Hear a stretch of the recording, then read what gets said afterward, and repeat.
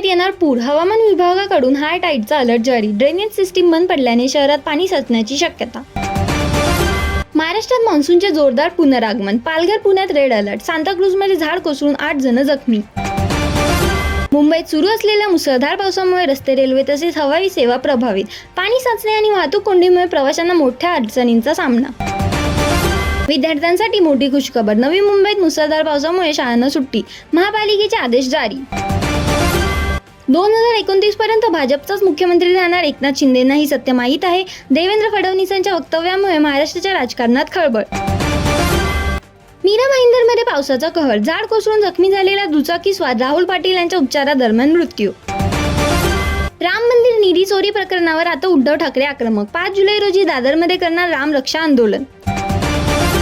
कल्याणच्या ग्लोबल हॉस्पिटलमध्ये गुंडगिरी. 1500चे bill मागितल्याने doctor आणि कर्मचाऱ्यावर रॉड लाठ्यांनी हल्ला. महाराष्ट्रात राजकीय घडामोडींना वेग. सचिन अहिर यांच्यानंतर किरण सरनाईकही शिंदे गटाला देणार समर्थन. बच्चू कडू यांचे मोठे वक्तव्य.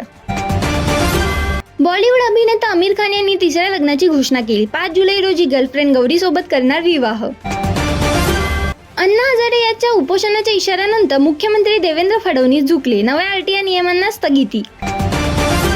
मुंबई अहमदाबाद महामार्गावर सूर्य प्रकल्पाची पाईपलाईन फुटली. लाखो लिटर पाण्याची नासाडी. घोडबंदर रोडवर विचित्र अपघात. ट्रक रेलिंग तोडून उड्डाणपुलावर लटकला. मात्र या घटनेत कोणतीही जीवितहानी नाही. पालघरमध्ये मुंबई अहमदाबाद महामार्गावरील उड्डाणपुलाच्या खड्ड्यामुळे 15हून अधिक वाहने नुकसानग्रस्त. टायर फुटण्याच्या घटनांनंतर रस्ते दुरुस्तीवर प्रश्नचिन्ह.